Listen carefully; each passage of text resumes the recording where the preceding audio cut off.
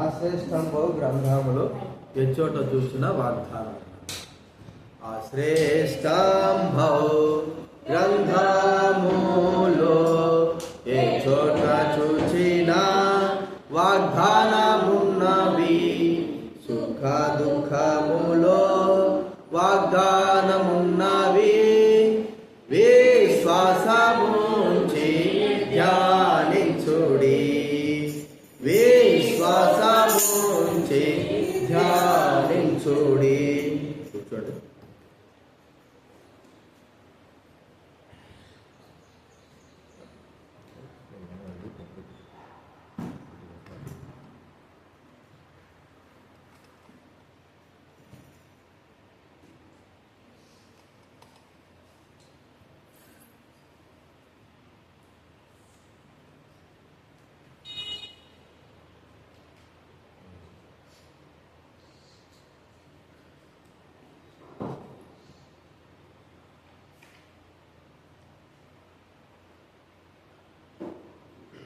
ప్రార్థన చేసుకుందాం.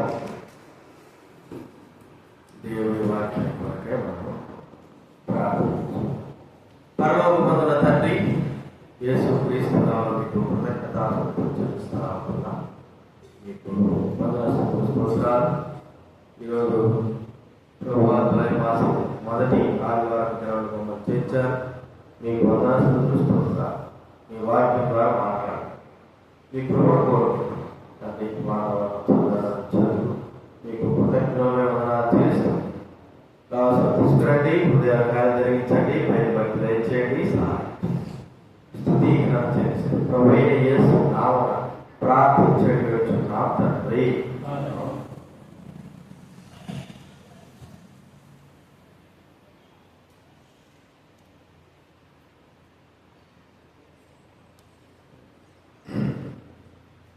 దేవుని వాక్యంలో నుండి 126వ కీర్తన గ్రంథం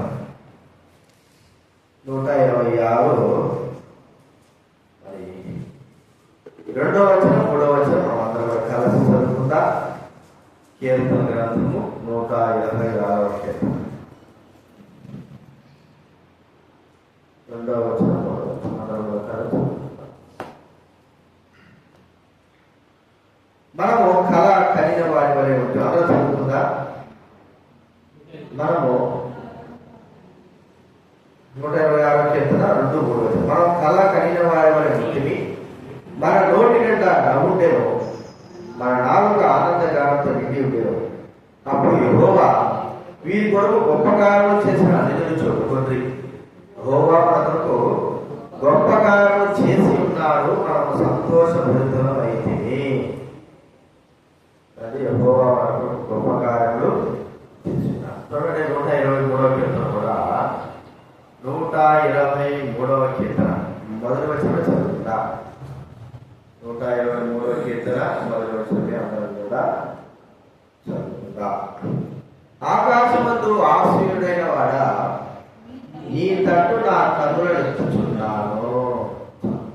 ఆకాశమందు ఆశ్రయుడైన మన ప్రభు ఎక్కడున్నాడు?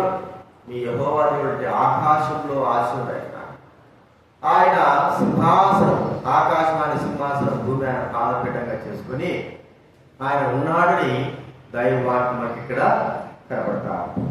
కాబట్టి ఆకాశం నుండి ఆయన నరులందరూ కూడా చూస్తా ఉన్నాయి. ఆకాశంలో నుండి నరులందరూ కూడా ఆయన పరిశీలిస్తా ఉన్నారు. ఆకాశంలో నుండే ఆయన తన కార్యములను, గొప్ప కార్యములు, సూచిక్రియలు, మహత్కార్యములను ఆయన చేస్తా ఉన్నాడని దేవుడి వాక్యం మనకి ఇక్కడ చెప్పబడతారు. కాబట్టి మహత్కారం, ఘనకారం చేసిన ఆ ప్రభు ఆకాశంలో నుండి ఎలాంటి గొప్ప కార్యాలు చేశాడు? మరి ఆ గొప్ప కార్యాలను బట్టి ప్రభువును మనం స్తుతించాలి. ఇప్పుడు అలాంటి గొప్ప కార్యాలు అప్పుడు చేశాడు, అయితే ఇప్పుడు చేయదలుచుకోలేదు ఆయన. ఎందుకంటే మరి ఆ దినాల్లో చేసినటువంటి గొప్ప కార్యాలు, ఆకాశం నుండి చేసిన గొప్ప కార్యాలు చూస్తే అవి ఎంతో భయంకరమైన గొప్పవి. ఆయన గొప్పవాడిని ఆయన చేసిన కార్యములే ఆయన గురించి సాక్షిస్తూ ఉంటున్నాయి. ఆ గొప్పతనం, ఆ గొప్ప కార్యము ఆకాశం నుండి ఆయన చేసిన గొప్ప కార్యం, ఆకాశంలో నుండి తన సింహాసనం చేశాడు గొప్ప కార్యం మనం ఒకసారి గుర్తించుకొని ప్రభువును మనము స్తుతించి ఆరాధించాలి. మొట్టమొదటి మనం చూస్తా ఉంటే ఆయన ఆకాశంలో చేసిన గొప్ప కార్యం ఏంటంటే వర్షమును అనుగ్రహించడం. చూడండి, ఆది కాండం మనకు తెలిసిన విషయాలు. ఆది కాండము 7వ అధ్యాయం. ఆది కాండం 7వ అధ్యాయము చూడండి 21వ వచనం. ఆది కాండము 7వ అధ్యాయము 21వ వచనం. అప్పుడు పక్షులేమి, పశువులేమి, మృగములేమి, భూమి మీద ప్రాకు పురుగులేమి, భూమి మీద సంచరించు సమస్త శరీరులేమి, సమస్త నరులేమి చచ్చిపోయింది. సంఖ్యపైతే ద్వారలో ప్రవేశించినవన్నీ దేవుడు అతనికి ఆజ్ఞాపించిన ప్రకారం సమస్త శరీరంలో మగదియు ఆడదియు ప్రవేశించడం. అప్పుడు యెహోవా ఓడలను మూసివేశాడు. ఆ జల ప్రవాహము 40 దినములు భూమి మీద ఉండగా జలములు విస్తరించి ఓడను తేలదీసినందున అది భూమి మీద నుండి పైకి లేచెను. భూమి మీద జలములు భూమి మీద ప్రచండంగా ప్రబలి మిక్కిలి విస్తరించినప్పుడు ఓడ నీళ్ల మీద నడిచెను. ఇక్కడ ఆకాశంలో నుండి ఆ ప్రభువైన దేవుడు మరి ఒక గొప్ప కార్యం చేశాడు. ఇది కనీవిని ఎరుగనటువంటి గొప్ప కార్యం కదండి. ఏంటి? జలములను వర్షాలు అనుగ్రహించడం. నోవాహు కాలంలో వర్షం అంటే ఎవరికి ఏమి కూడా తెలియదు. అసలు నోవాహు కాలం ఎన్ని సంవత్సరాలు జరిగిందో కానీ జరిగచ్చు. ఒక 2000 సంవత్సరాలు, ఒక 1000 సంవత్సరాలు జరుగుతారు. ఎందుకంటే ఒక్కోరు 800 సంవత్సరాలు బతికారు కాబట్టి 7 సంవత్సరాల పైనే. ఆ దినాల్లో వర్షము అంటే వాళ్ళకి అసలు తెలుసు వర్షం అంటే ఏంటో అనుకున్నారు. అప్పుడు బైబిల్ గ్రంథంలో చెప్పిన మాట ఏంటంటే భూమిలో నుంచి తేమ వచ్చి పంటల్ని పండించేదిగా, వాళ్ళు ఆ పంటలు మూల్చిన పంటల్ని తినేవారుగా, ఆ యొక్క ఆహారం ఏదైనా సరే తినేవారుగా మనం ఇక్కడ చూస్తా ఉంటున్నాం. కాబట్టి ఇక్కడ దేవుడు ఆకాశం నుండి జలములను రప్పించేశాడు. దానికి ఇక్కడ కారణం మన బాధితులు భూమి మీద ఉన్న వారందరూ కూడా తమ మార్గాలు ఏం చేసినారు? చెరిపివేసేస్తున్నారు. బైబిల్ అనేది చెప్పిన మాట ఏంటంటే ఆది కాలం 6వ అధ్యాయంలో 6వ వచనం 5వ వచనం. నరుల చెడుతనం భూమి మీద గొప్పదనియు వారి హృదయం యొక్క తలంపుల ఊహంతో కేవలం ఎల్లప్పుడూ చెడ్డదనియు, కేవలము చెడ్డదనియు యెహోవా చూచి సంతాపడ్డాడు. ఇంకా 11 భూలోకము దేవుని సన్నిధిని చెడిపోయి ఉండేను, భూలోకము బలాత్కారంతో నిండిను. దేవుడు భూలోకం చూసినప్పుడు అది చెడిపోయిండను. భూమి మీద సమస్త శరీరులు తమ మార్గం చెరిపి వేసుకుని ఉండేది. భూమి మీద సమస్త మార్గాలు, భూమి పైన ఎవరెవరు సృష్టించారో, ఎవరెవరు ఉన్నారో వాళ్ళందరూ కూడా అందరూ కూడా చెడిపోయి ఉన్నారు. అందరూ ఒకరుగా అందరూ ఆడమగలు, పిల్లలు, పెద్దలు, వృద్ధులు అందరూ. కానీ నోవాహు ఒక్కడే, మరి నోవా భార్య, నోవా పిల్లలు వాడు కూడా చెడిపోయి ఉన్నారు. కానీ వారి దగ్గర ఉన్నారు. నువ్వు ఒక్కడు మాత్రమే నీతిమంతుడిని ప్రభువుతా. అయితే ప్రియమైన వారుగా దేవుడు ఒక గొప్ప కార్యము ఆ ప్రజలెత్తున చేశాడు. ఆ ఆకాశం నుండి మా జలములు రప్పిస్తున్నాడు, వర్షాలు వస్తున్నాయి. ఆశ్చర్యం అయిపోయింది. ఆ వర్షాలు అంతకుముందే దేవుడు నోవహు ద్వారా ప్రజలకు చదివించి చూస్తూ వచ్చాడు. వారు ఉన్నారు కానీ ఏముంది అంటున్నారు. కానీ వారికి ఎప్పుడైతే ఆ వర్షము పడిందో వారు సంతోషానంద భరితులైపోయినట్టున్నారు. వర్షం పడితే ఎట్లుందా చెప్పండి? పిల్లలకి కానీ పెద్దలకి కానీ సంతోషం కదా. పిల్లలైతే ఆ వర్షం తడవాలి, సంతోషం, ఆనందం అయిపోయింది. వర్షం పడతా ఉంది, మరి ఇల్లు కట్టుకున్నారులే, గుడిసెలు ఉన్నాయి, ఏదో దాన్ని దూరుతా ఉన్నారు, కళ కలుస్తున్నారు, వర్షం వస్తా ఉంది, తాగుతున్నారు. అయితే ఆగడం లేదు వర్షం. ఎలాగ ప్రభుత్వం ఉందంటే 40 అంటే ఒక్కసారి వర్షం పడితే, ఇప్పుడు ఒక అరగంట వర్షం పడితే మన దగ్గర నీళ్ళన్నీ పారిపోతా ఉంటాయి. ఆ నీళ్లు మన దగ్గర పారిపోయిన నీళ్ళను మనం ఒకసారి స్టోరేజ్ చేస్తే ఒక పెద్ద ట్యాంకీ వేసుకోవచ్చు. అంతగా స్టోరేజ్ కదా. రోడ్ల మీద నిలిచిపోయి ఉంటాయి. నువ్వు ఊరికి అనుకుంటావు కానీ ఆ నీళ్లు చాలా ఎక్కువగా ఉంటాయి, ఎన్నో లీటర్లు, 100 లీటర్లు. అలాంటిది వారు అనుకుంటారు బాగా సంతోషంగా ఉంది, ఆనందంగా ఉంది అనుకుంటారు. చివరికి ఆ వర్షం ఆగడం లేదు. చూస్తా నీళ్లు విరిగిపోతున్నాయి. కాళ్ళ దగ్గరకు వచ్చినాయి, గిరసల దగ్గరకు వచ్చినాయి, మోకాళ్ళ దగ్గరకు వచ్చినాయి, అని ఏది నీళ్ళు ఇట్టే వెళ్ళిపోతున్నాయి, మన ఇల్లు కూడా మునిగిపోతున్నాయి అని అనుకున్నారు. మరి చెట్లు ఎక్కుతున్నారు, ఇంకా ప్రభుత్వాలు నోవాహు దగ్గరికి వెళ్ళింటారు. అయ్యా నోవాహు తరుముది, ఈ నీళ్ళు ఎక్కువైపోయినాయి, ఒక్కరు కూడా ఈత రాదు కదా, ఈత రాకుండా వాళ్ళు వెళ్ళిపోయారు, నీళ్ళు ఎక్కువైపోయినాయి, మమ్మల్ని విడిచిపెట్టు, వర్షం ఆగిపెట్టు, వర్షంలో మమ్మల్ని మేమందరం నీళ్ళలోకి వస్తాం. మనం ఆలోచిస్తే పరలోకం నుండి, ఆకాశం నుండి తన యొక్క ప్రచండమైన వర్షాన్ని దేవుడు కురిపించి పాపులైన వారిని, దుర్మార్గులైన వారిని, మోసగాలైన వారిని, మోసంతో నిండి ఉన్న వారందరూ కూడా దేవుడైన ప్రభు అందరూ కూడా సమూల నాశనము చేసేసాడు. చూడండి ఎంత గొప్ప ఆశ్చర్యం. అయితే ఇప్పుడు ఎందుకు ఆ వర్షం రాలేదు? ఆకాశంలో నుండి పడిన వర్షము అప్పుడున్నటువంటి పాపులు కంటే ఇప్పుడున్న పాపులు తక్కువ కాదు, ఎక్కువే. అప్పుడున్న పాపులు కంటే ఇప్పుడున్న పాపులు ఎక్కువే. కానీ ఎందుకు దేవుడు ఆ యొక్క వర్షాన్ని ఆపుకున్నాడంటే బైబిల్లో మనం చెప్పిన మాట ఏంటి చూడండి. 9వ అధ్యాయం, ఆదికాండము 9వ అధ్యాయం చూడండి, 11వ వచనం. ఆదికాండం 9వ అధ్యాయం 11. నేను మీతో నా నిబంధన స్థిరపరచును, సమస్త శరీరులు ప్రవాహ జలముల వలన ఇకను లయపరచబడరు, భూమిని నాశనం చేయుటకు ఇకను ఆ జల ప్రవాహము కలుగదని పలికెను. పక్కడొచ్చుడు, మేఘములో నా ధనస్సు ఉంచితిని, అది నాకును భూమికి మధ్య నిబంధన గుర్తుగా నుండును. భూమిపైకి నేను మేఘమును రప్పించినప్పుడు ఆ ధనస్సు మేఘములో కనబడును. గొప్ప కార్యం చేశాడు. ప్రపంచం అంతా కూడా ఆయన సమూల నాశనం చేసేసి నోవాహు కుటుంబం మాత్రమే ఉంది, వారితో నిబంధన చేశాడు. ఏమంటే ఇక మీదట నేను ఈ యొక్క దేశానికి, ప్రపంచాన్ని నేను నీళ్ళ పాడు చేయండి. మరి ఆకాశంలో నా ధనస్సు, ఇంద్రధనస్సు మనకు అందరూ తెలుసు, ఇంద్రధనస్సు అంటారు. వాస్తవానికి అది ఇంద్రధనస్సు వాక్యంలో కూడా ఉంది. ఇంద్రధనస్సు అనే మాట మనం అక్కడ చూస్తుంటున్నాం. ఇంద్రధనస్సు అనేది అక్కడ పెట్టాడే. ఆ ధనస్సును చూసినప్పుడు ప్రియమైన వారిరా, దేవుడు తన కోపాన్ని చల్లార్చుకుని ఏం చేశాడంటే మరి వర్షాన్ని రానికుండా చూస్తున్నాడు. అందుకే 2024లో ఒకసారి వర్షం వచ్చింది. అంటే వర్షాలు బీభత్సంగా వస్తున్నాయి. ప్రపంచమంతటా కూడా ఏమి రావడం లేదు. ఏ ప్రాంతంలో ఆ ప్రాంతంలో వస్తున్నాయి. ప్రభు అన్నాడు, ప్రపంచమంతటా ఒకటేసారి ఇప్పుడు నాశనం చేసినట్టు నాశనం చేయాలి. ఆకాశంలో గొప్ప సూచక్రియ జరిగింది. అయితే ఆ సూచక్రియ మళ్ళా చేయకోకుండా ప్రజలను క్షమించడానికి కొరకై ప్రజల వైపు చూసినప్పుడు ఆయన సూచక్రియ ద్వారా, వర్షము ద్వారా ప్రజలందరూ కూడా నశించిపోకుండా తన కోపాన్ని చల్లార్చడానికి కొరకై ఆకాశంలో ఉన్న ఇంద్రధనస్సు అని మనం చూస్తున్నాం. ఆ ఇంద్రధనస్సు ఎవరు?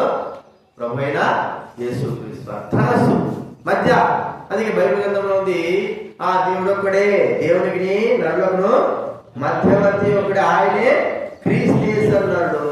ఇంద్రధనస్సు వలె ఎల్లప్పుడూ ఆ ప్రభు అయిన యేసుక్రీస్తు వారు మనకు దేవునికి మధ్య ఆయన ఉంటున్నాడు. బైబిల్ చెప్పే మాట ఏంటంటే దేవునికి మనుషులకు మధ్య యేసుక్రీస్తు వారు సిలువలో వ్రేలాడినాడు.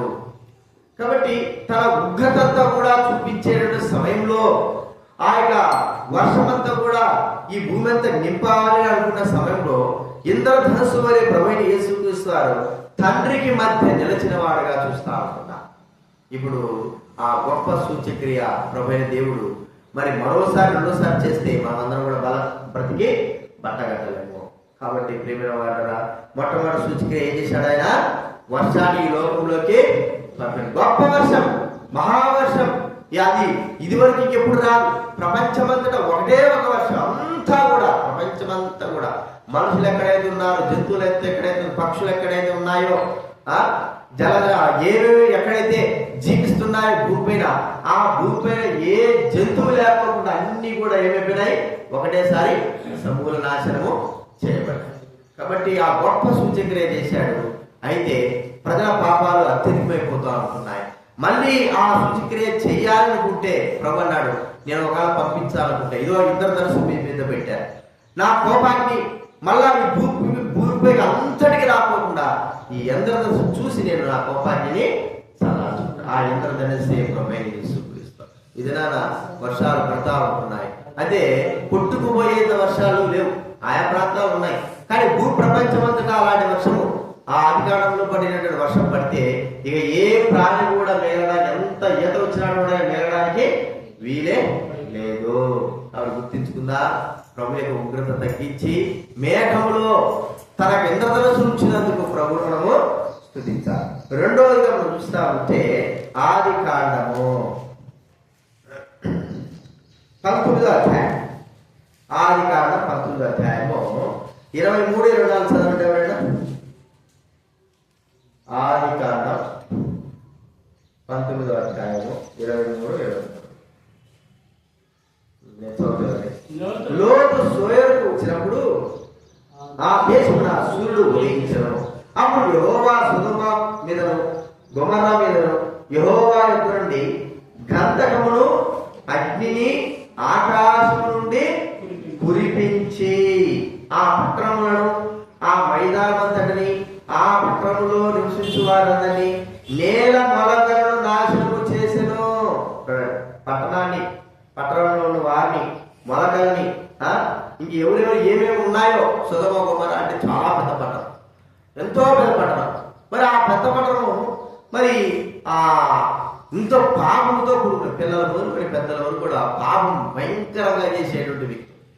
ప్రియమైన వారా, ఈ సమయంలో మనం ఆలోచిస్తే ఆ ప్రభువైన దేవుడి యొక్క ఉగ్రతాగ్ని పైనుంచి ఆకాశం నుండి ప్రియమైన వారి సొదొమ గొమొర్రా పైన ఏర్పడిందంట గంధకాలు, అగ్ని. గంధకం అంటే ఆ ఒక రకమైన పైనుంచి ఆకాశం నుండి పడే పెద్ద నిప్పులతో కూడుకున్నది. ఆ పట్టణం అంతా కూడా మనుషుల పైన, ఇంకా ఏమిటి చెప్పండి, ఆ ప్రాకారాల పైన, ఇళ్ల పైన, అన్నిటిపైన ఎక్కడ మొదలుకోకుండా ఆ పట్టణం అంతా కూడా భస్మం అయిపోయింది. భస్మం అని చెప్పాలి. భస్మం అంటే అర్థం ఏంటి? బూడిదైపోయింది కదా, బూడిదైపోయింది, ఏం లేదు. అది కూడా గంధకం ఏంటంటే ఉప్పుతో కూడుకున్నది.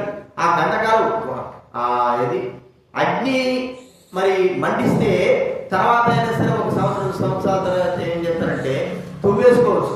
భూమి ఒక మన పంట పడిపోయినట్టు అంత కాల్చేస్తారు. చెరుకు చూసారా మీరు? చెరుకు ఏం చేస్తారు? అంత కాల్చేస్తారు. కాల్చేసిన తర్వాత మళ్ళా కొన్ని రోజుల తర్వాత మళ్ళా భూమిని దున్నుతారు, పని చేస్తారు. కాల్చేసిన తర్వాత పని చేస్తారు. అయితే గంధకం అనేది ఏంటంటే ఉప్పుతో కూడుకున్నది, భయంకరమైన, అది ఒక సబ్స్ట్రాక్షన్. అది ఇక అది పడిందంటే గంతే.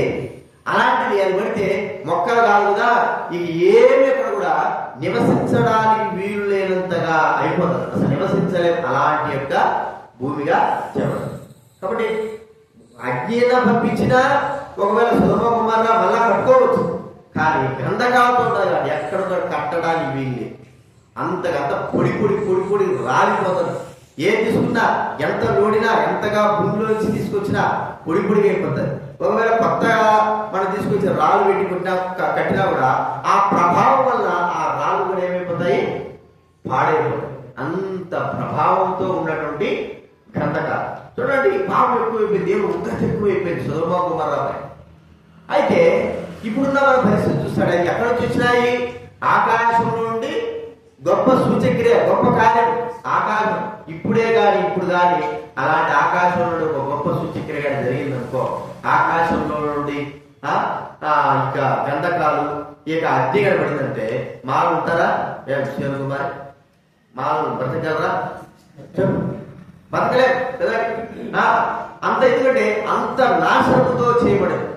దేవుడి ఉగ్రత ఎంత ఉందంటే ప్రభువు మరి ఎంతో ఆపుకుంటున్నాడు, ఓర్పుతో ఆపుకుంటున్నాడు. కానీ కుదరడం లేదు. ప్రజల యొక్క ఆగడాలు, ప్రజల యొక్క పాపం, ప్రజల యొక్క మోసం, ఈ పాపిష్టి లోకంలో ప్రజల యొక్క పరిస్థితి భయంకరంగా అయిపోయింది, చెప్పలేనంతగా అయిపోయింది. మనకే ఒక్కోసారి మనం కూడా ఎన్నిసార్లు మోసాలు అబద్ధాలు చెప్పినా కూడా మనమే ఇలాంటి మోసం కార్యాలు వినాలంటేనే అని ఏంది ఇంత ఇట్లయిపోయినారు ప్రజలు. మరి తెలియజేస్తున్నారు కానీ అంతా కూడా పాడైపోయినటువంటి పరిస్థితి కలిగింది కాదు. అయితే అదే ఉగ్రత ఆకాశంలో నుండి అగ్నిని మరి పంపించితే ప్రియమైన వారలారా ఎవరు నిలవగలరు? అయితే ఆ ఆకాశం నుండి అగ్ని రాకోకుండా, మరి ఆకాశం నుండి అగ్ని పడకోకుండా దేవుడు మరి తన నిబంధనను చెబుతూ వచ్చాడు. ఆ అగ్ని ఎవరి మీద పడింది? మన ప్రభువైన యేసు క్రీస్తు వారి పైన. మహోగ్రతకు మరి పాలైన మనము, మహోగ్రతకు పాలైన మనము, ఆ ఉగ్రత అంతా కూడా ప్రభువైన యేసు క్రీస్తు వారి ఒక అడవిలో మరి కాలిపోతా ఉంది. ఒక పక్షి ఉంది, ఆ పక్షి కింద పిల్లలు ఉన్నాయి.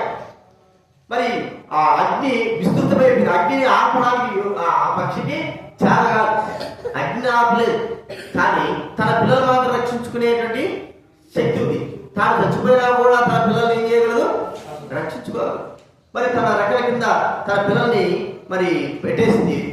మరి ఆ అగ్ని వచ్చేసింది, తను కాల్చేసింది, అంత కూడా మరి మాడిపోయింది. కానీ కింద మాత్రము పిల్లలు మాత్రము సురక్షితంగా దాని రెక్కల కింద ఉంటున్నారు. అదే పరిస్థితి ప్రభువైన యేసు క్రీస్తు తండ్రి అయిన దేవుని యొక్క ఉగ్రతాగ్నికి ఎవరు కూడా నిలవలేదు. అంత ఉగ్రతాగ్ని ఉందంటే మరి చెప్పలేనంతగా ప్రధానమైన ఉంది.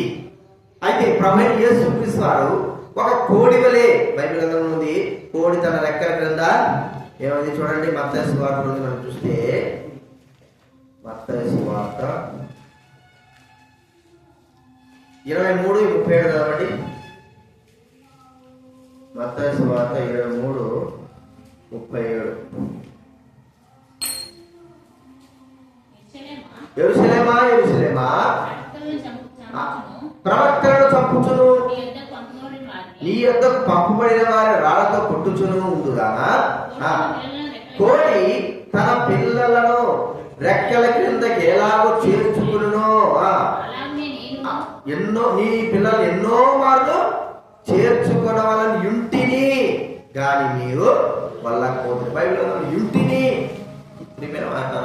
ఆయన కోడి వల్లే తన రెక్కల క్రింద ఉండాలని మరి ఉంచబడి. చూడండి బైబిల్ గ్రంథంలో కీర్తన గ్రంథం 17వ అధ్యాయం, కీర్తన గ్రంథము 17వ అధ్యాయము 9వ చదువుకుంటాం.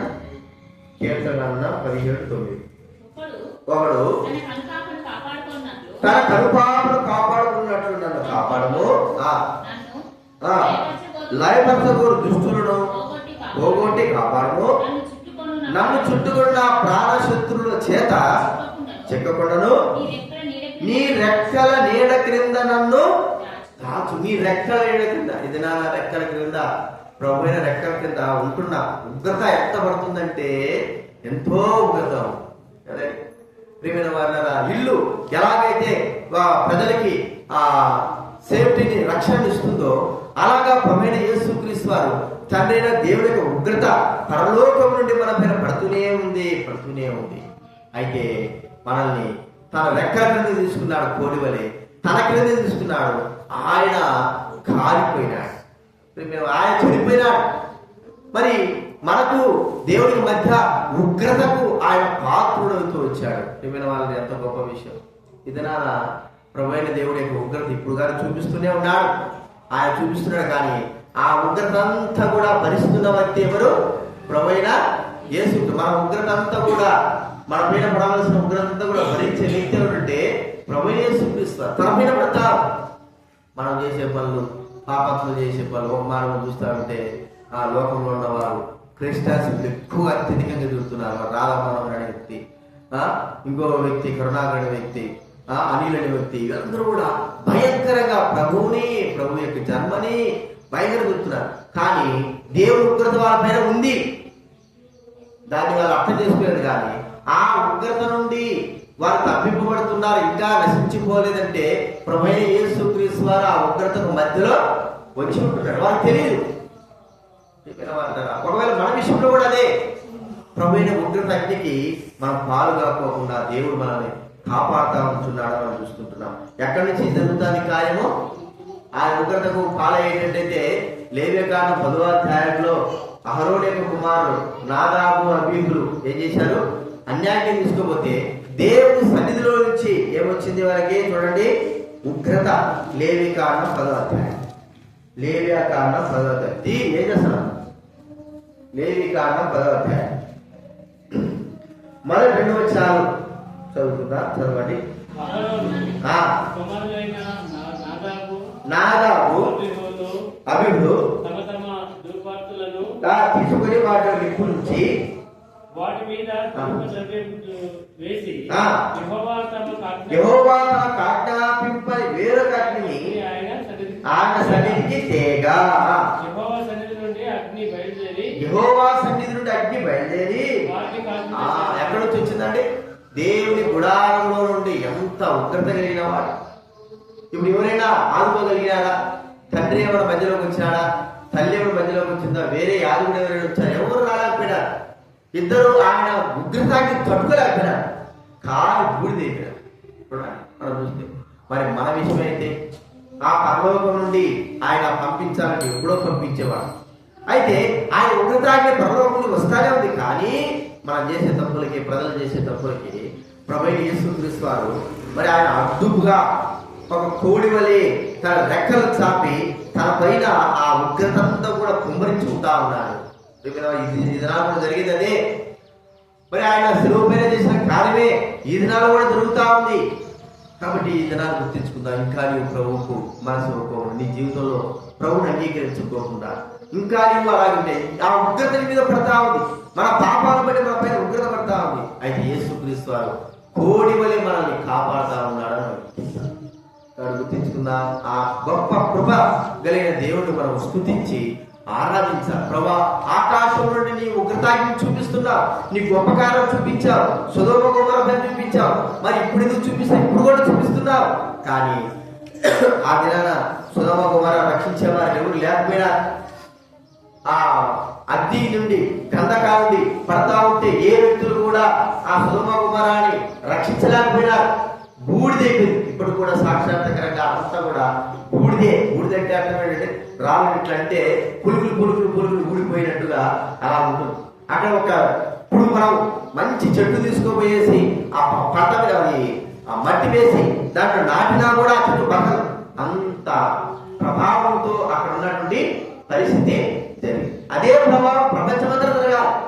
కానీ ప్రభువైన యేసుక్రీస్తు వారి కాలాన్ని అనుసరించి వచ్చి ఆ ఉగ్రత తనపైన వేసుకొని తనపైన ఆ ఉగ్రతంతా కూడా భరించాడు. ఆ ఉగ్రత భరించగలిగిన వ్యక్తి ఎవరంటే ప్రభువైన యేసుక్రీస్తు. ఒక కోడి పిల్ల ఉంది, చిన్న వీడికి తట్టుకోలేదు. బయట ఉంటే కోడి అయినా సరే మాడిపోయి అటు ఉండాలి. కానీ బయట ఉంటే కోడి పిల్ల మరి బుగ్గైపోతుంది.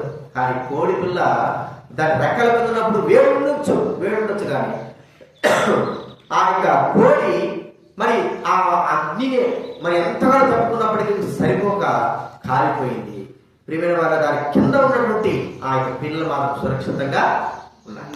అదే మనము ఏదైనా ఆ ఉగ్రతాన్ని మన పైన చూపించినప్పుడు యేసుక్రీస్తు వారు తను మన పైన మన బాధించు తండ్రి కానీ పిల్లలు కొడతా ఉంటే ఏం చేస్తారు?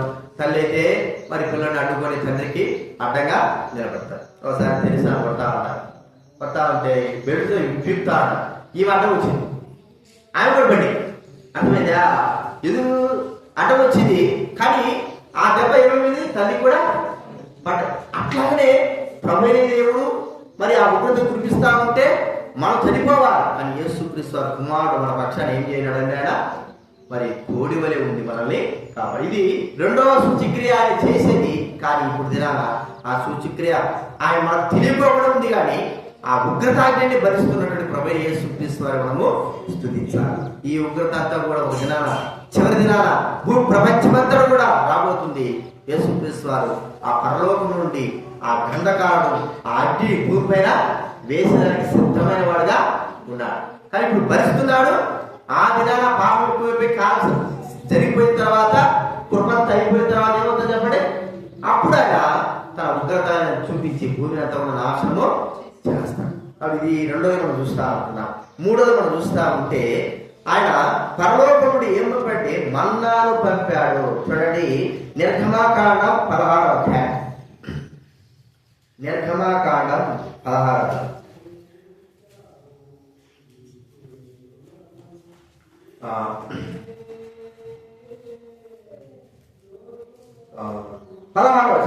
నిర్గమాకాండం 16వ అధ్యాయం 16వ ఎవరైనా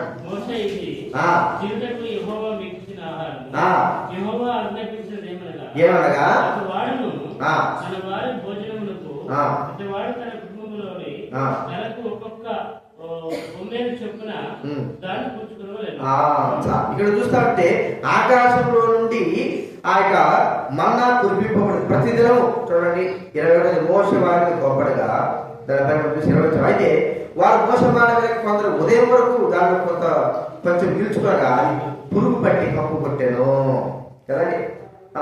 అందరూ కూడా కూర్చుకోవాలి. ఉదయాన్నం లేయగానే ఆ యొక్క ఇంటి చుట్టూ ఒక మంచు పడినట్లుగా మన్నా. ఈ మన్నా ఏంటిది? ఇది ఆహారం. ఎవరి ఆహారము?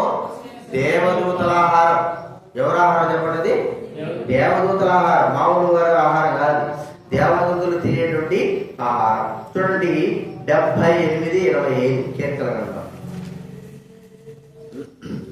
కీర్తన గ్రంథం 78:25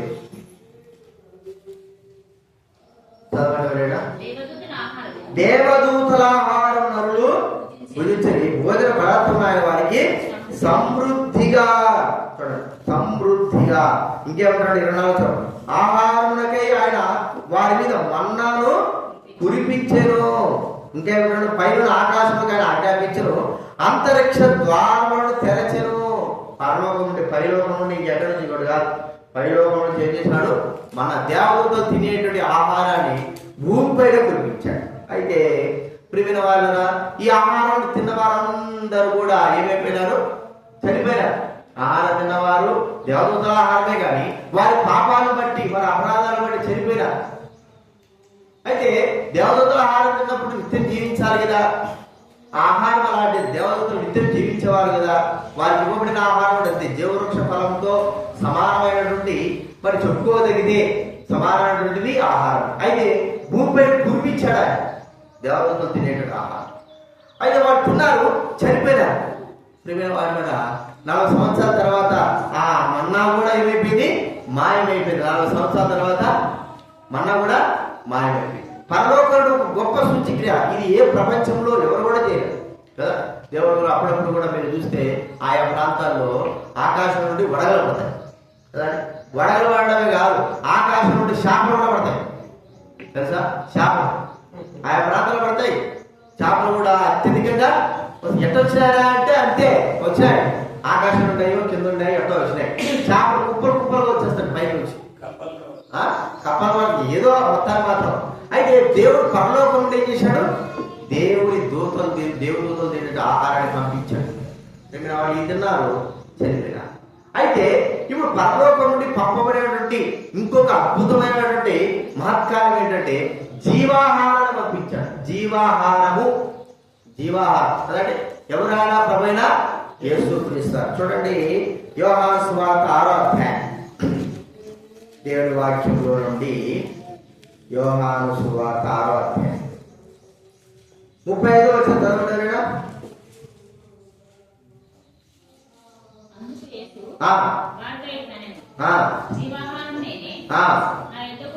నా యుద్ధకు వచ్చేవాడు ఏ మాత్రమును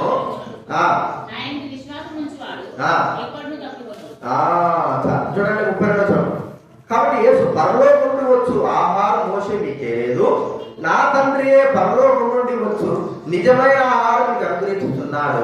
పరలోకం నుండి దిగివచ్చి లోకమును జీవమించు దేవుడి గురించి ఆహారమై ఉన్నదని మీతో నిశ్చయముగా చెప్పుచున్నాను. పరలోకం నుండి ఆహారం పంపించాడు. అయితే ఇంకొక పంపించిన ఆహారం ఏమిటి? పరలోకం పంపబడిన ఆహారం ఏంటి? ప్రభువైన యేసుక్రీస్తు. అక్కడేమో భౌతిక సంబంధమైన ఆహారాన్ని తండ్రి దేవుడు పరలోకం నుండి మహత్కారం చేశాడు. ప్రజలందరూ ఆశ్చర్యపడుతుంటున్నారు. ఏం ఆశ్చర్యము?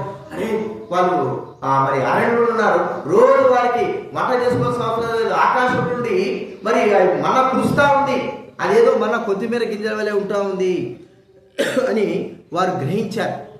ప్రియమైన వాళ్ళరా, మరి ఆ కొత్తిమీర గింజ వలె ఉంటున్నటువంటి ఆ ఆహారము వారు తింటా ఉన్నారు, వారు ఎంతో సంతోషంగా ఉంటున్నారని ప్రజలు భావించారు. అయితే అది తిన్నవారు కూడా చనిపోయినారు. అది తిన్నవారు కూడా చనిపోయారు. కాబట్టి ప్రియమైన వాళ్ళని గుర్తిద్దాము. మరి చనిపోయిన వారు చనిపోయిన వారు మనం గమనిస్తూ ఉంటే మరి వారికి జీవం కలిగినటువంటి ఆహారంగా లేదు.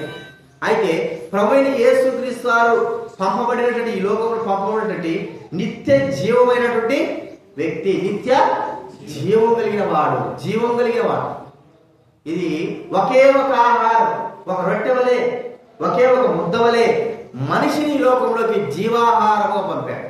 మనిషిని జీవాహారంగా పంపడం అంటే ఏదైనా ఆహారం కోసం అంటే ఒక పశువో గొర్రెనో ఏదో తీసుకుంటాం. అలాగా ఈ భూలోకంలో ప్రజలందరూ జీవించడానికి కొరకై ఒక మనిషిగా ప్రభువైన యేసుక్రీస్తు ఈ లోకంలోకి ప్రియమైన వాళ్ళు ఎంతో గొప్ప ఆశ్చర్యం. ఎక్కడి నుంచి పంపాడు కూడా? పరలోకంలో వచ్చిన జీవాహారము తిన్నవారందరూ కూడా ఈ భూలోకంలో చనిపోయినారు. అయితే ఇప్పుడు పంపబడినటువంటి ఆహారమైన ప్రభువైన యేసుక్రీస్తు వారు, మరి ఆయన రక్తంలో, ఆయన శరీరంలో పాల్గొన్న ప్రతి వ్యక్తి నిత్య జీవం కలిగిన వాడు. బైబిల్ గ్రంథంలో ఉంది, ప్రభువైన యేసు తన కుమారుని అంగీకరించేవాడే నిత్య జీవస్తున్నాడు కదా. నేను నిత్య జీవము గలవాడను, నిత్య జీవం గలవాడు. కాబట్టి చూడండి, మాట ఉంది,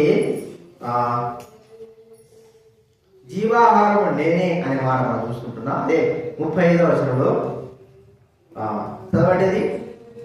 యోహాను సువార్త 6వ అధ్యాయం 35. జీవాహారము నేనే. చూడండి, జీవాహారం నేనే, ఆయనే నిత్య జీవాహారం కూడా ఆ ప్రభువైన యేసుక్రీస్తు వారే. కాబట్టి జీవాధిపతి, జీవాహారం ఎక్కడి నుంచి పంపబడ్డాడు? ఆయన పరలోకం నుంచి పంపబడింది. ఏంది? మనుషులు తినడానికి కొరకే ఏర్పాటు చేయబడి మన్నా. అయితే ఆ మన్నా తిన్నవారు కూడా, దేవదూతలు తినేటువంటి ఆహారం తిన్నవారు కూడా చనిపోయినారు.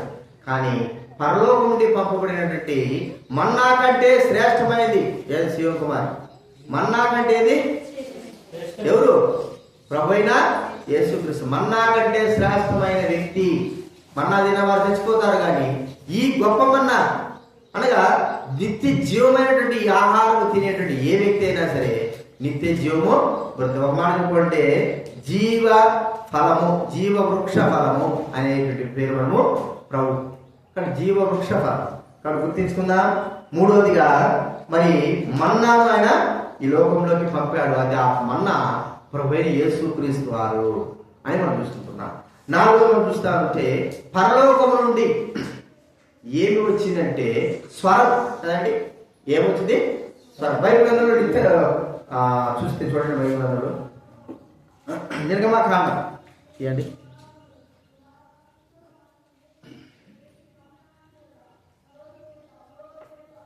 నిర్గమకాండం 19వ అధ్యాయం.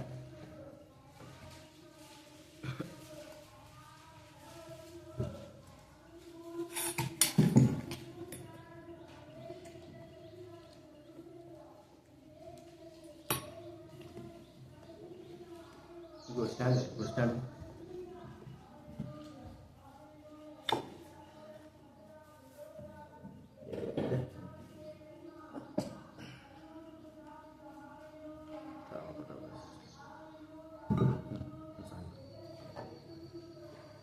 నిర్గమకాండము 19వ అధ్యాయం మనం చూస్తే చూడండి, ఆకాశంలో ఆయన తన స్వరాన్ని వినిపించిన వాడుగా చూస్తూ ఉంటున్నాం.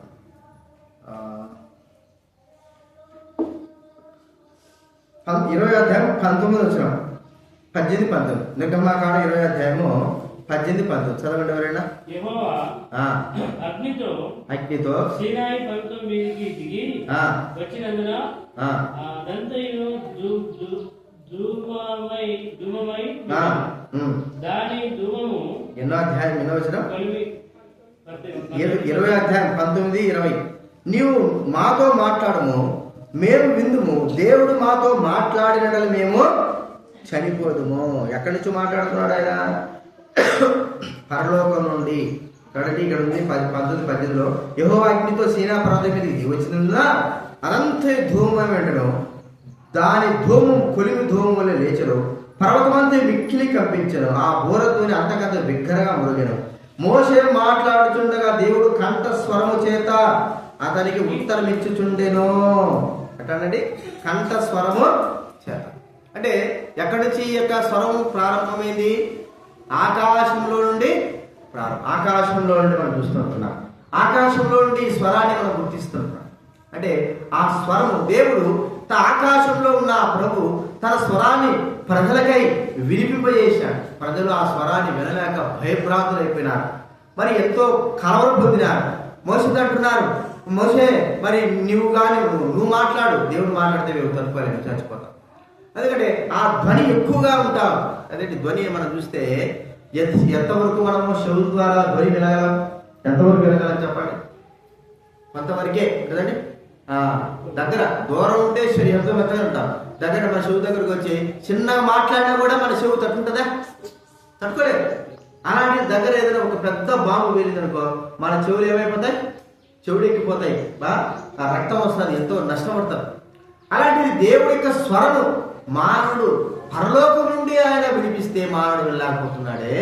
ఎంత దౌర్భం, ఎంత కష్టతరమైన విషయం, ఎంత గొప్ప ఆశ్చర్యం. ఆయన చిన్నగా మాట్లాడినా కూడా తట్టుకోలేకపోతున్నాడు కదండి. మనం చూస్తా అంటే మొదటి రాజుల గ్రంథము 19వ అధ్యాయం 12-13 చదవడం. మొదటి రాజుల గ్రంథం 19వ అధ్యాయము 12. భూకంపమైన తర్వాత ప్రత్యక్షం కాలేదు, మెరుగవాగిపోగా మిక్కిలి నిమ్మలముగా మాట్లాడు ఒక స్వరము వినెను. ఏలియా దాన్ని విని తన దుప్పటితో ముఖం కప్పుకొని బయలుదేరి గుహవాగినికి మిక్కిలి నిమ్మలమైన స్వరం, ఆ స్వరం వెళ్ళాడు, దుప్పటి కప్పుకున్నాడు. అంటే దేవుడు తన స్వరాన్ని వినగలిగేటువంటి చెవులు మనకు లేవు. అది పరలోకం నుండి అయినా మరి పిలిస్తే ఎలా వినపడుతుంది? తట్టుకోగలమా? ప్రియమైన వారు, మన వల్ల కాదు. అంత భయంకరమైనటువంటి ఆ స్వరం. అయితే ఆయన ఆశ్చర్యకారం చేశాడు, ఆ స్వరాన్ని వినిపింపజేశాడు. ఆయన ఆ ధూమంగా ఉన్నటువంటి శిలా పర్వతం పైన తాను ధూమంగా ఉన్నటువంటి ఆయన దిగాడు. తన స్వరాన్ని వినిపింపజేస్తే ప్రజలందరూ భయభ్రాంతులైపోయినారు, భయపడిపోయినారు. అంత భయముతో ఉన్నటువంటి ఆయన స్వరము, ఆయన స్వరానికి ఏం చేస్తున్నారు? యెహోవా స్వరము బలమైంది కదండి. పర్వతాలు కూడా పగిలిపోయే విధంగా ఆయన స్వరం ఉంటుంది. అంత గొప్ప స్వరాన్ని ఆ ప్రభువైన దేవుడు ప్రజలకు వినిపిస్తే ప్రజలు వినలేని పరిస్థితి అయింది. అయితే ప్రేమైన వారులారా, ఎలాగా దేవుడు ఆ స్వరాన్ని తన యొక్క ఉద్దేశాలు, సంకల్పాలను, తన యొక్క క్రియలన్నింటినీ కూడా ఎలాగా ప్రజలకు వినిపింపచేయాలి. చీమలు ఉన్నాయనుకోండి, మనమే అర్థం చేసుకోరు. చీమలు ఉన్నాయి, అక్కడే ఉన్నాయి, వాళ్ళు మనం మాట్లాడుకుంటున్నాం, అవి వాళ్ళు వినవు. అవి ఎంత చెప్పినా దాని పక్కవో ఇటువో, కనీసం ఒక పశువును కూడా మనం చెప్తే మన దగ్గర కనబడే పశువుకి అది ఎంత చెప్పినా కూడా ఎంతో కొడితేనే పోతా ఉంటాం. దాని స్వరంతో, దాని యొక్క మాటలతో మాట్లాడితే మనకు రావు. మరి పశువులకు స్వరం రాదు, చీమల స్వరం రాదు, పక్షుల స్వరం మనం వినలేము. వాటితో మనం మాట్లాడాలి, మనము వాటిని వినాలి, వాటితో మాట్లాడాలి, వాటిని చక్కగేయాలంటే ఆ స్థితిలోకి మనం వెళ్ళిపోవాలి, లేకపోతే మనం అలాగా. అలాగే ప్రభువైన యేసుక్రీస్తు వారు ఈ భూలోకంలో మానవుడు దేవుడి స్వరం వినలేని పరిస్థితి కలిగిన వారుగా ఉంటున్నారు. బైబిల్ గ్రంథంలో ఉంది, దేవుడు మరి తన స్వరం వినిపించుట అరుదుగా అయిపోయిందని. అరుదైపోయింది. మొదటి సమయంలో గ్రంథంలో చూస్తా ఉంటే అరుదుగా ఉండేది. కాబట్టి అంత స్థితిలోకి వెళ్ళిపోయినాడు మానవుడు. పాపం బట్టి దేవుడి స్వరాన్ని వెళ్ళలేకపోయినాడు. ఇప్పుడు దేవుడి స్వరము ఎందుకు వినాలి అంటే, దేవుడు తన క్రియలన్నింటినీ కూడా, తన కార్యములు, అద్భుతములు, తన యొక్క సంకల్పాన్ని కూడా మానవులకు చెప్పాలంటే మానవుడు వినలేని వాడుగా ఉంటున్నాడు. కాబట్టి మరి మనుషులకు దేవుడికి మధ్య ఒక వ్యక్తిగా ప్రభువైన యేసుక్రీస్తు వారు వచ్చారు. మనకు తెలుసు, షోటోడు బాగా పెద్ద షోటోడు ఉన్నాడు అనుకోండి. షోటోడు మనం ఎంత చెప్తున్నా కూడా వెళ్ళకపోతున్నాడు. వాడు వినాలంటే ఏం చేయాలా? చెవిటి మిషన్ గట్టిగా చెప్పేది వాడు అసలే షోటోడు. ఇంకెంత గట్టిగా ఇప్పుడు 10 షోటోడు పెద్ద బాక్స్ దగ్గర కూడా ఇట్టుంటారు, అంటే వాళ్ళకి వినపడదు. వాడు వినాలంటే ఏం చేయాలి చెప్పండి? ఒక చిన్న మిషన్, చెవిటి మిషన్ ఉంటారు. అంటే ఆ చిన్న చెవిటి మిషన్ లోపల పెట్టినా ఒక ఆ చెవిటి మిషన్ ద్వారా శబ్దం గ్రహించి వాడికి చిన్నదే ఉంటాయి. చాలా చిప్స్ చాలా చిన్నగా ఉంటాయి, కొన్ని పెద్దగా ఉంటాయి. కానీ ఇప్పుడంతా టెక్నాలజీ మార్గం అంతే ఉంటుంది. అట్లా వాటి పెట్టినా ఎంత తేడా సరే మంచిగా దూరం ఉన్న శబ్దం కూడా మనకు వినపడే రీతిగా అది చేస్తుంది. కాబట్టి మనిషి స్వరం ఎలాగా అంటే, మరి ఆ ప్రభువైన యేసుక్రీస్తు వారు ఈ లోకంలోకి ఒక స్వరము వలె మానవుడు వినగలిగే రీతిలో ఒక మిషన్ వలె ఈ లోకంలోకి వచ్చాడు. ఎలాగంటే దైవ వాక్య ప్రకారంగా. చూడండి, హెబ్రీ పత్రిక 1వ అధ్యాయం, హెబ్రీ పత్రిక 1వ అధ్యాయము 1వ వచ్చిందామంటారా?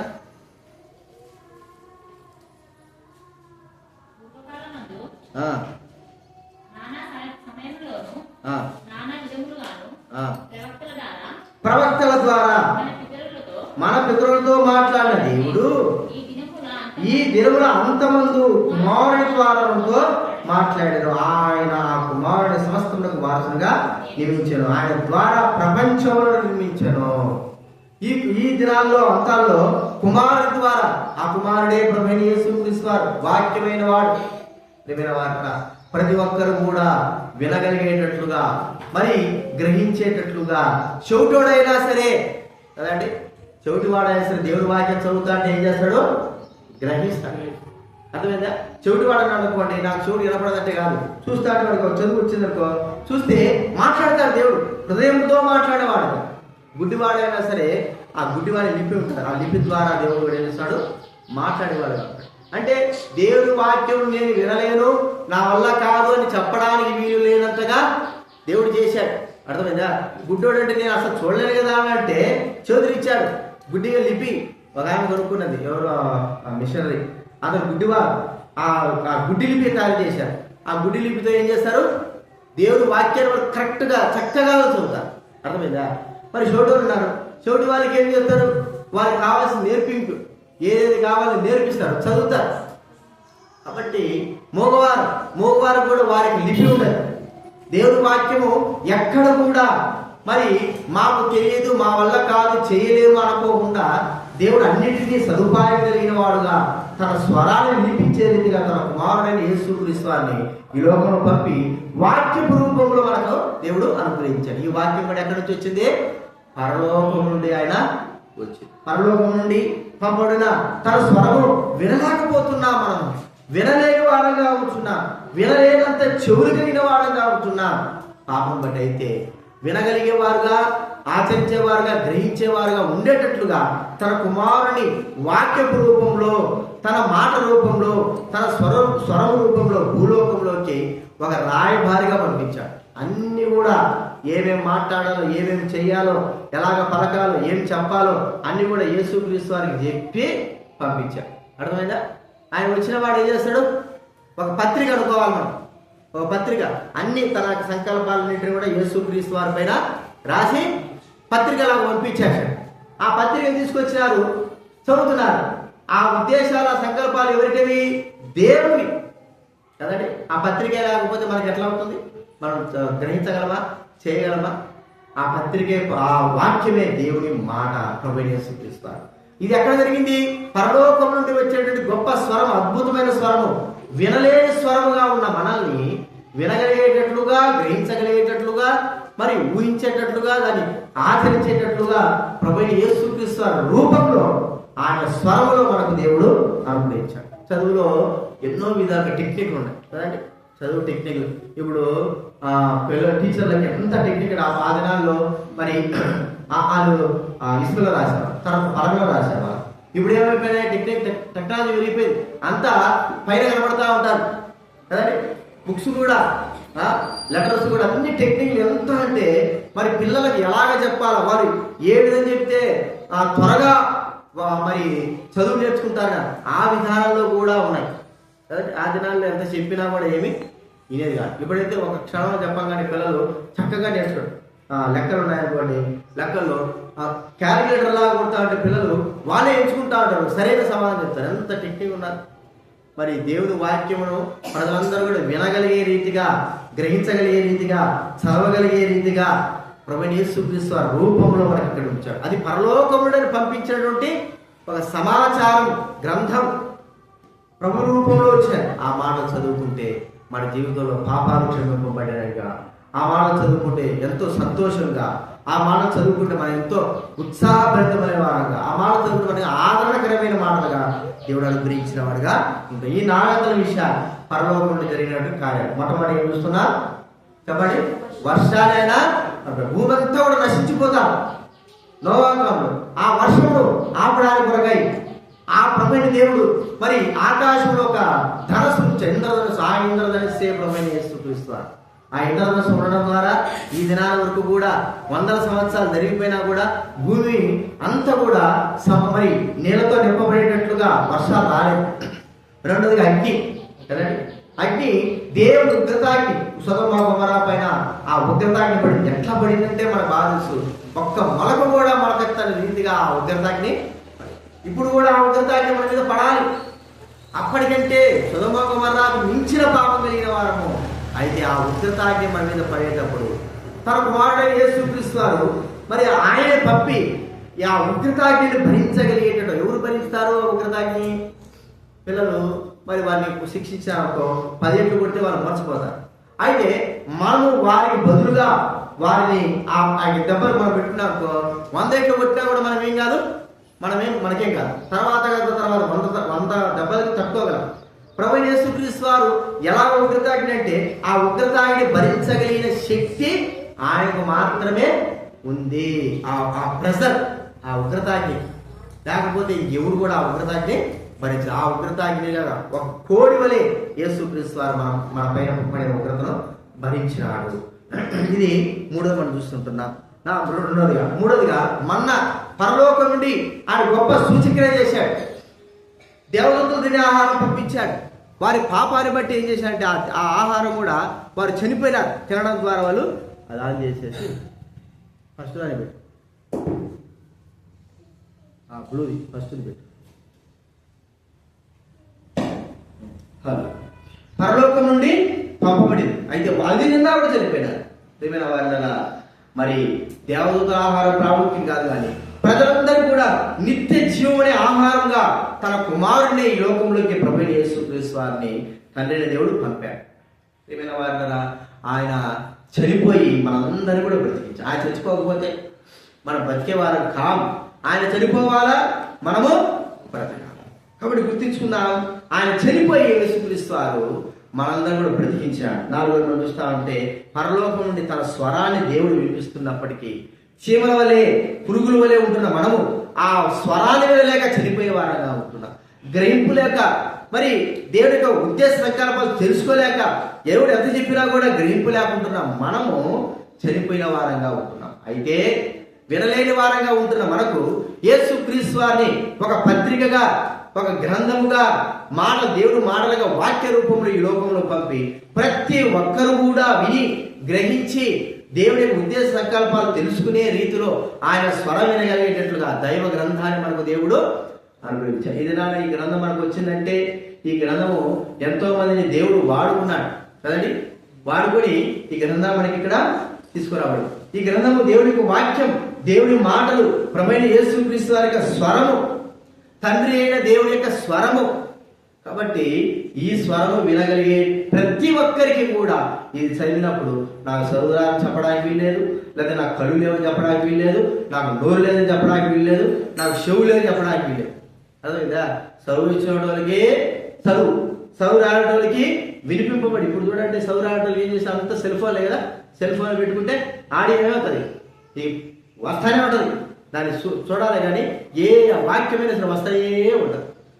చెవిటోళ్ళకైతే దేవుడు చెవిటి మిషన్ ఇచ్చాడు, చిన్నది కనిపెట్టారు, చిన్నది పెట్టుకుంటే సార్ ఎంత వాక్యమైన వినగల. కళ్ళు లేని వాళ్ళైతే మరి దేవుడు వాక్యం చదవగలిగేటట్లుగా మరి గుడ్డి లిపిని దేవుడే తయారు చేయించాడు. దీని వాక్యము వాళ్ళ దగ్గర గుడ్డల దగ్గర లిపి కలిగినటువంటి దైవ గ్రంథాలు ఉంటాయి. అంటే అంతా ఒకటే ఉండదు, ఒక్కొక్క పుస్తకాలు ఒకటి ఉంటుంది. 66 పుస్తకాలు ఉంటాయి వాళ్ళకి. అర్థమైందా? 66 పుస్తకాలు ఉంటాయి. మనకంతా ఒకటే కలిపి ఉంటుంది. గుడ్డి లిపికి ఇంత పెద్ద బుక్ ఉంటుంది, ఇది ఇంతకంటే పెద్దది ఉంటుంది, ఇంతకంటే పెద్ద ఉంటుంది. అది తీసుకొచ్చుకోవాలి. ఎస్తేర్ గ్రంథం అంటే ఎస్తేర్ గ్రంథం తీసుకోవాలి. యోహాన్ అంటే యోహాన్ గ్రంథం, దాంట్లో అన్ని రాయబడి ఉంటాయి. చూడండి, కళ్ళు లేవు కదంటే అది చూస్తే వాళ్ళు చక్కగా చదివేస్తారు, వాళ్ళు చేతులు పెడితే చక్కగా చదివేస్తారు. కాబట్టి నోరు లేని వారికి అయితే నోరు కూడా దేవుడు స్తుతించేటువంటి విధంగా. కానీ ఈ 400 విషయాలు పరలోకం నుండి పంపించాడు, ఆశ్చర్యకాలు చేశాడు. వీటన్నిటికీ కారణమైన వ్యక్తి ఎవరంటే ప్రభువైన యేసుక్రీస్తు. ఆయనే తండ్రైన దేవుడి దగ్గర నుంచి ఈ లోకాన్ని పంపబడి మనందరి కొరకు గొప్ప కార్యం చేశాడని మనం గుర్తించి ప్రభువును స్తుతించి ఆరాధన ఈ విషయాలు జ్ఞాపకం పెట్టుకుందాం. ఆరాధనలో ప్రవేశిద్దాం. లేచివాడు పాడవాలి. బయట స్థలం చూడు ఉంటుంది.